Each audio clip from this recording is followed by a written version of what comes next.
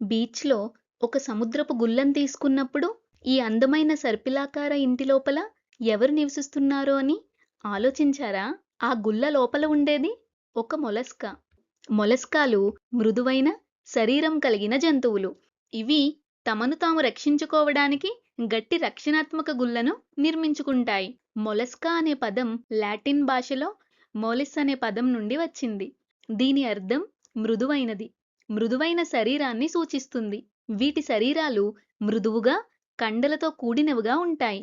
మొలస్కాలు ఆర్త్రోపోడా తర్వాత రెండవ అతిపెద్ద జంతుఫైలం. ఇవి వివిధ ఆకారాలు మరియు పరిమాణాలలో కనిపిస్తాయి. చిన్న నత్తల నుండి పెద్ద స్క్విడ్ల వరకు ఉంటాయి. మొలస్కాలు సాధారణంగా నీటిలో, సముద్రాలలో, నదులలో మరియు సరస్సులలో నివసిస్తాయి. నత్తలు వంటి కొన్ని మొలస్కాలు భూమిపై కూడా నివసిస్తాయి. కొన్ని స్వేచ్ఛగా ఆక్టోపస్ మరియు స్క్విడ్ల వలె జీవిస్తాయి. ఇవి ఆహారం కోసం చురుకుగా వేటాడతాయి. మరికొన్ని మొలస్కాలు ఉపరితలాలకు అంటుకొని జీవిస్తాయి మరియు నీటి నుండి ఆహారాన్ని వడకట్టి తీసుకుంటాయి. మొలస్కాల శరీరాలు ఖండాలుగా విభజించకుండా ఉంటాయి. సాధారణంగా ఒక శరీరం 3 ప్రధాన భాగాలుగా విభజించబడి ఉంటుంది. తల, పాదభాగం, అంతర్గత అవయవాల భాగం మరియు ఆవరణ పొర. వీటి శరీరం బయటవైపు ఉండే గట్టి గొల్లతో కప్పబడి ఉంటుంది. తల, పాద ప్రాంతం కదలికకు మరియు పరిసరాలను గ్రహించడానికి సహాయపడుతుంది. అంతర్గత అవయవ భాగంలో ముఖ్యమైన అంతర్గత అవయవాలన్నీ ఉంటాయి. ఉదాహరణకు గుండె, కడుపు మరియు మూత్రపిండం. ఆవరణ పొర లేదా మ్యాంటిల్ అనేది శరీరాన్ని కప్పి ఉండే ప్రత్యేకమైన చర్మపు మడత. ఇది చాలా మొలస్కాలలో గుల్లను ఏర్పరుస్తుంది.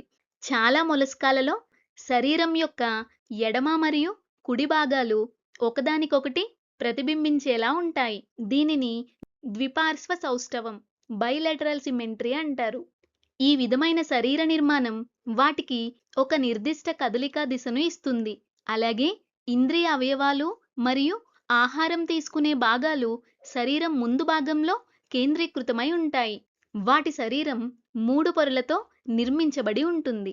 బాహ్య భ్రూణ పొర, మధ్య భ్రూణ పొర, అంతర్భ్రూణ పొర. అందువల్ల వీటిని త్రిస్తర జీవులు లేదా త్రిపొర జీవులు అని అంటారు. మొలస్కాలోని సీలోమ్ అనే నిజమైన శరీర కుహరం ఉంటుంది. అయితే ఇది చాలా చిన్నదిగా ఉండి కేవలం గుండె మరియు విసర్జక అవయవాలు ఉంటాయి. వీటి అంతర్గత అవయవాలలో చాలా భాగం రక్త కుహరం అనే పెద్ద కుహరంలో ఉంటాయి. ఇది రక్తంతో నిండిన శరీర కుహరం. ఇది అవయవాల చుట్టూ స్వేచ్ఛగా ఉంటుంది. హీమోలింఫ్ శరీరం అంతటా ఆక్సిజన్ మరియు పోషకాలను రవాణా చేస్తుంది. చాలా మొలస్కాలలో గట్టి సున్నపరాయి కవచం ఉంటుంది. అంటే ఇది ప్రధానంగా కాల్షియం కార్బోనేట్తో నిర్మించబడి ఉంటుంది. ఈ గుల్ల వాటిని గాయాల నుండి మరియు శరీరం ఎండిపోకుండా రక్షిస్తుంది. అయితే ఆక్టోపస్లు మరియు స్క్విడ్ల వంటి జంతువులలో గుల్ల తగ్గిపోయి ఉంటుంది లేదా పూర్తిగా లేకుండా ఉంటుంది. దీనివల్ల అవి మరింత సులభంగా కదలగలవు మరియు చురుకైన ఈతగాళ్లుగా ఉంటాయి. మొలస్కాలలో ఒకే విధమైన పనులను నిర్వహించే అవయవాలు కలిసి జీర్ణ వ్యవస్థ, రక్త ప్రసరణ వ్యవస్థ మరియు నాడీ వ్యవస్థలు వంటి ప్రత్యేక వ్యవస్థలను ఏర్పరుస్తాయి. దీనిని అవయవ వ్యవస్థ స్థాయి నిర్మాణం organ system level of organisation అంటారు. మొలస్కాలలో నోటి ద్వారా ఆహారం లోపలికి ప్రవేశించి జీర్ణక్రియ కోసం పొడవైన జీర్ణనాళం గుండా ప్రయాణించి చివరకు బయట ఉన్న ఒక ద్వారం ద్వారా వ్యర్థ పదార్థాలు బయటకు వెళ్తాయి. దీనివల్ల వాటి జీర్ణ వ్యవస్థ సంపూర్ణమైనది. అంటే నోరు మరియు పాయువు రెండూ ఉంటాయి. మొలస్కాలలో 2 రకాల రక్త ప్రసరణ వ్యవస్థలు ఉంటాయి. చాలా మొలస్కాలలో రక్తం నిర్దిష్టమైన రక్తనాళాల ద్వారా కాకుండా అవయవాల చుట్టూ స్వేచ్ఛగా ప్రవహిస్తుంది. దీనిని తెరిచిన రక్త ప్రసరణ వ్యవస్థ ఓపెన్ సర్క్యులేటరీ సిస్టమ్ అంటారు. అయితే ఆక్టోపస్లు మరియు స్క్విడ్ల వంటి చురుకుగా కదిలే మొలస్కాలలో మూసి ఉన్న రక్త ప్రసరణ వ్యవస్థ ఉంటుంది. రక్తం మూసి ఉన్న రక్తనాళాల ద్వారా ప్రవహిస్తుంది. దీన్ని మూసి ఉన్న రక్త ప్రసరణ వ్యవస్థ క్లోజ్డ్ సర్క్యులేటరీ సిస్టమ్ అంటారు. మొప్పలు అనేవి మాంటిల్ కుహరం లోపల ఉండే ప్రత్యేకమైన అవయవాలు. ఈ మొప్పలు వాయు మార్పిడికి సహాయపడతాయి. ఇవి నీటి నుండి ఆక్సిజన్ను తీసుకొని కార్బన్ డయాక్సైడ్ను బయటికి పంపుతాయి. శరీరంలోని వ్యర్థ పదార్థాలను తొలగించడానికి విసర్జన అవయవాలు పనిచేస్తాయి. ఇవి ఉన్నత స్థాయి జంతువుల్లోని మూత్రపిండాల మాదిరిగా పనిచేస్తాయి. నత్తలు వంటి సాధారణ మొలస్కాలలో సరళమైన నాడీ వలయాలు ఉంటాయి. అయితే ఆక్టోపస్లు మరియు స్క్విడ్ల వంటి అభివృద్ధి చెందిన మొలస్కాలలో బాగా అభివృద్ధి చెందిన మెదడు ఉంటుంది. ఆక్టోపస్లను సముద్రంలోని పజిల్ మాస్టర్లు అని చెప్పవచ్చు. అధ్యయనాలు చూపించిన ప్రకారం ఇవి పజిల్స్ను పరిష్కరించగలవు, సీసాల మూతలను తెరవగలవు మరియు ఆహారం పొందడానికి క్లిష్టమైన సవాళ్లను పూర్తి చేయగలవు.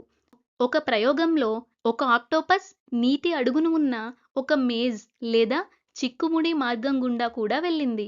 దీనివల్ల ఈ అద్భుతమైన జీవులు ఎంత తెలివైనవి మరియు ఆసక్తి కలిగినవో తెలుస్తుంది. చాలా మొలస్కాలు ఫూట్, పాదమని పిలువబడే కండరాలతో కూడిన శరీర భాగం సహాయంతో కదులుతాయి. నత్తలు వాటి వెడల్పైన చదునైన ఫూట్ కారణంగా జారుతూ కదులుతాయి. ఇది శ్లేష్మంను స్రవిస్తూ అలల మాదిరిగా కండరాల కదలికను చేస్తుంది. దీనివల్ల అవి ఉపరితలంపై సులభంగా కదులుతాయి. ఆక్టోపస్లు కండరాలతో కూడిన ఒక కుహరంలోకి నీటిని తీసుకొని ఆ నీటిని ఒక సన్నని రంధ్రం ద్వారా బలంగా బయటకు నెట్టడం ద్వారా కదులుతాయి. దీనివల్ల అవి వ్యతిరేక దిశలో వేగంగా ముందుకు దూసుకెళ్తాయి. ఈ విధానాన్ని జెట్ ప్రొపల్షన్ అంటారు. మొలస్కాలు లైంగికంగా పునరుత్పత్తి చేస్తాయి. సాధారణంగా మగ మరియు ఆడలింగాలు వేర్వేరుగా ఉంటాయి. వీటి జీవన చక్రంలో తరచుగా ఒక లార్వా దశ ఉంటుంది. అది తరువాత పెద్ద జంతువు రూపంలోకి అభివృద్ధి చెందుతుంది. ఇది నీటి పరిసరాలలో విస్తృతంగా వ్యాప్తి చెందడానికి సహాయపడుతుంది.